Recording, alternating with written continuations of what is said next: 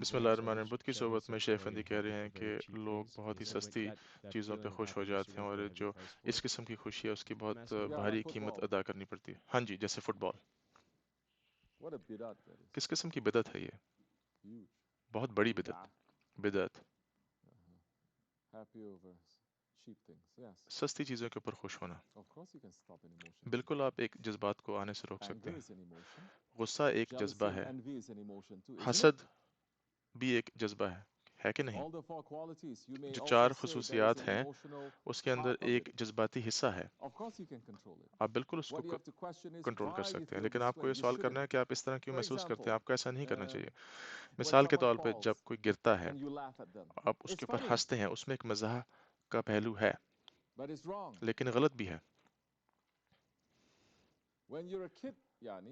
لیکن جب آپ ایک بچے ہیں، آپ کسی کو دیکھتے ہیں تو تب بھی آپ کہتے ہیں کہ ہنسو نہیں، یہ اچھا نہیں ہے۔ آپ سیکھتے ہیں۔ جب آپ بڑے ہو جاتے ہیں اس وقت آپ بالکل نہیں ہنس سکتے، اور اگر اس وقت بھی آپ ہنس رہے ہیں تو بالکل آپ اپنے بارے میں سوال کریں اور تار تار کریں اس جذبے کو، احساس کو، اس خیال کو، اور اس ریاکشن کو، اور اس کو تار تار کر دیں۔ پہلے آپ کو کہنا ہے کہ یہ غلط ہے، کہ میں جس طرح بھی محسوس کرتا ہوں، سائیکولوجیکل ہو، جذباتی طور پہ ہو، میرے خیال میں کہ ٹھیک ہے، اللہ تعالیٰ کہہ رہا ہے کہ یہ غلط ہے، رسول اللہ صلی اللہ علیہ وسلم کہہ رہے ہیں کہ یہ غلط ہے۔ یہ ہمارے لیے آسان ہو جاتا ہے کیونکہ ہم یہاں پہ معنی نکالنے نہیں آئے۔ ہم اس لیے یہ نہیں آئے کہ ہم خود ہی اپنا معنی نکالیں۔ ہم یہاں پر اس لیے آئے ہیں کہ ہمارا ایک رہنما ہے، ہمارے ایک شیخ ہے، وہ ہیں جو ہماری رہنمائی کریں گے۔ ہمیں اپنی رہنمائی خود نہیں کرنی اور خود سے معنی نہیں نکالنا، ایسا نہیں کرنا چاہیے۔ یہ ہمیں اہل سنت بناتا ہے، کیونکہ ہم ان کی پیروی کرتے ہیں جو ہم سے پہلے آئے اور وہ جو ان سے پہلے آئے۔ خاص کر طریقت میں اس کا استحقاق نہیں ہے۔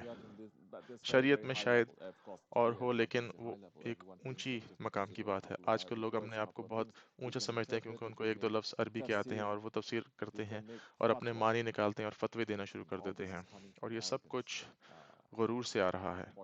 اب آپ سوچیں اس میں کتنا زہر ملا ہوا ہے۔ تو بالکل آپ کو سوال پوچھنا ہے۔ آپ کہیں گے کہ یہ غلط ہے، یہ غلط ہے، اور پھر آپ بیٹھ کے سوچیں گے کہ مجھے اتنا اچھا کیوں لگتا ہے، اور پھر آپ اپنی ٹریننگ کریں گے، اپنی تربیت کریں گے۔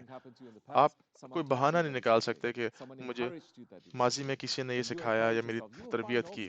آپ کو یہ نظر آئے گا کہ جب بھی آپ کوئی غلط کرتے ہیں تو اللہ تعالیٰ آپ کو اکیلا نہیں چھوڑتا، ہمیشہ آپ کو انتباہ کرتا ہے مسلسل طور پہ۔ جب بھی کوئی غلط کام کر رہا ہے، ایسے نہیں ہے کہ ایک دفعہ انتباہ ہوا، دو دفعہ انتباہ ہوا اور آپ اگر وہ کرتے رہے تو پھر ہم دوبارہ آپ کو انتباہ نہیں کرتے۔ اللہ ایسے نہیں کرتا۔